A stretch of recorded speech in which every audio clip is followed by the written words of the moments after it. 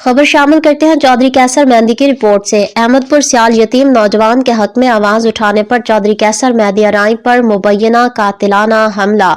जिला झंग के तहसील अहमदपुर सियाल के इलाके नजफ पुल पर एक अफसोसनाक वाकया पेश आया, जहां मुबैना तौर पर कुछ अफराद ने चौधरी कैसर मेहंदी अराई पर सीधी फायरिंग और शदीद तशद्दुद किया।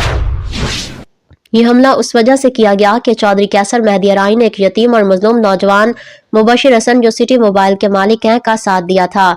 जराये के मुताबिक कुछ अरसा कबल इन अफराद ने मुबशिर हसन की वालदा पर भी सीधे फायर किए थे, जिसके बाद चौधरी कैसर मेहंदी ने मजलूमों के हक में आवाज बुलंद की। इस पर हसनी गिरोह ने दिन दिहाड़े पब्लिक प्लेस पर कातिलाना हमला करते हुए चौधरी कैसर मेहंदी को निशाना बनाया। चौधरी कैसर मेहंदी अराई ने हमले के बाद अपने जज्बे को मजीद बुलंद करते हुए कहा कि वो जालिमों को कैफरे के डार तक पहुंचाने तक जिदोजहद जारी रखेंगे। सिटी मोबाइल वाले मुबशिर हसन को धमकियां देने की ऑडियो रिकॉर्डिंग बतौर सबूत मौजूद है।